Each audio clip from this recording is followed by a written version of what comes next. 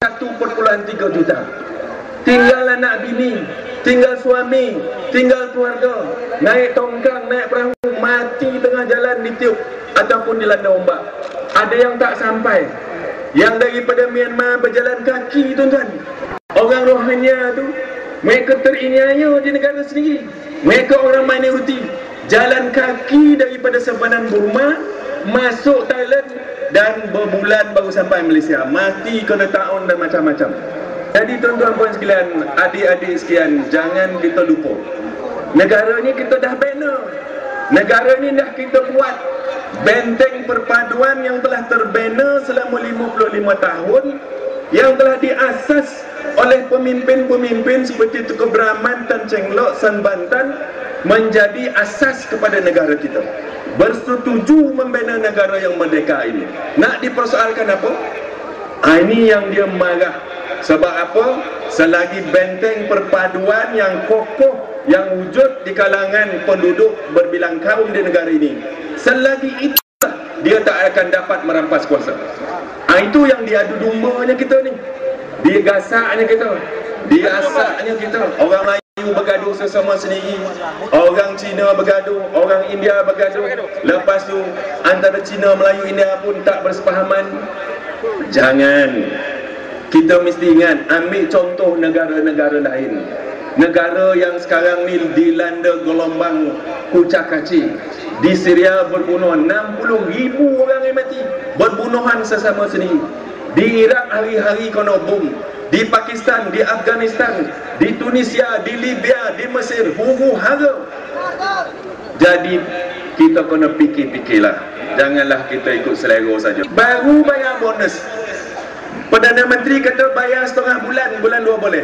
Negeri Sembilan dia punya hendak kita bayar sebulan.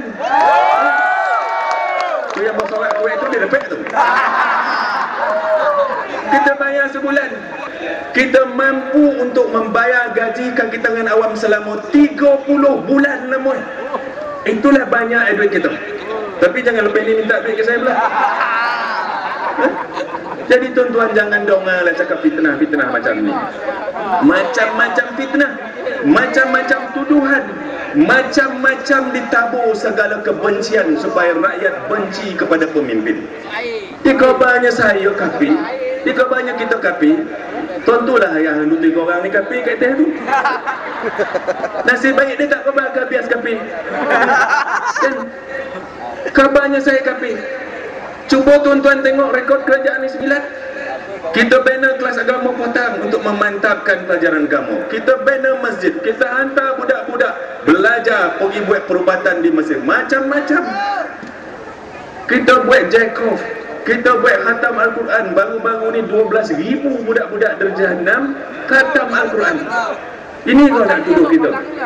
Sonang-sonang memandai-mandai di korban kita ni murtad. UMNO kafir. Siapa yang kafir?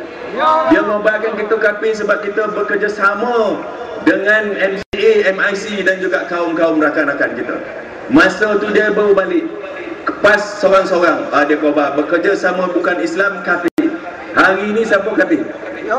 Dia berpoluk-polukkan dengan DAP. Siapa yang kafir? Dulu dia kata kalau bergaduh dan mati hukumnya syahid. Hari ini kalau ada khabar kita kafir, kita boleh khabar dia kafir pula. Kalau pensil dalam dua-dua pun kalau bergaduh mati dua-dua syahid. Sonang botu mati syahid. Tak payah semayang. Malam ini saya rasa cukup bangga dengan kehadiran yang segini ramai pendukung-pendukung kuat Barisan Nasional di Negeri Sembilan.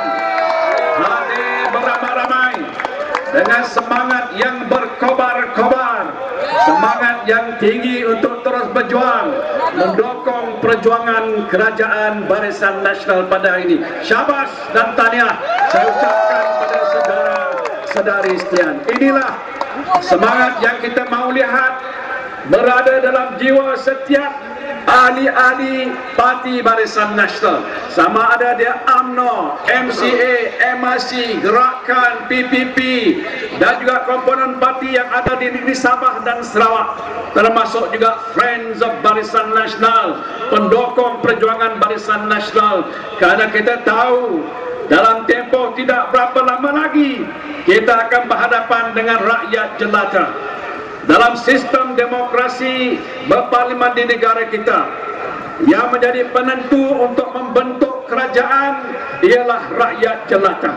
Kuasa ada di tangan rakyat jelata. Rakyat jelata lah yang menjadi raja. Rakyat jelata lah yang menjadi penentu siapakah kerajaan yang mereka percaya untuk mentadbirkan negara kita pada selepas pilihan raya umum yang akan datang. Sebab itu bagi kita yang ada di sini dan juga di mana-mana saja, kita mahu supaya semangat juang yang telah pun sama-sama kita semarakkan sejak beberapa tahun yang lepas, terutama selepas kita berhadapan dengan pilihan raya tahun 2008. Kita tahu rakyat memberikan kita isyarat, rakyat memberikan kita petanda-petanda tentang perkara-perkara yang mereka mahu kerajaan kita Barisan Nasional memberikan perhatian. Sebab waktu itu kita hadapi apa yang disebutkan oleh mereka tsunami politik.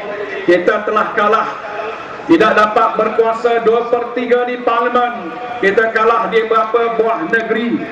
Dan saya nak sebutkan di sini, selepas itu berlaku, pimpinan negara kita khasnya Yang Amat Berhormat Datuk Seri Najib Tun Razak sebagai pengurusi Barisan Nasional yang saya bantu beliau sebagai timbalan, bersama-sama dengan ketua-ketua komponen Parti Barisan Nasional, bangkit daripada keadaan begitu, sedar bahawa ini adalah cabaran kita. Kalau kita tidak bersedia untuk mengajak dan membuat pembaharuan, maka kita mungkin akan terus ditolak rakyat. Alhamdulillah, saudara-saudari sekalian, selepas tempoh beberapa tahun berlalu, hari ini saya boleh sebutkan bahawa Barisan Nasional telah bangkit semula sebagai satu parti yang paling kuat, parti yang paling kukuh, parti yang telah pun dapat membawa pembaharuan dan perubahan besar kepada hidup rakyat. Bukan saja 55 tahun yang telah berlalu, tetapi kita yakin dengan kekuatan baru, dengan sokongan yang lebih padu, kerana kita tahu bahawa semenjak kerajaan Barisan Nasional mentadbirkan negara, kita memikul amanah ini. Kita tak pernah lupa tanggungjawab kita. Kita melaksanakan usaha-usaha pembangunan ekonomi kita laksanakan.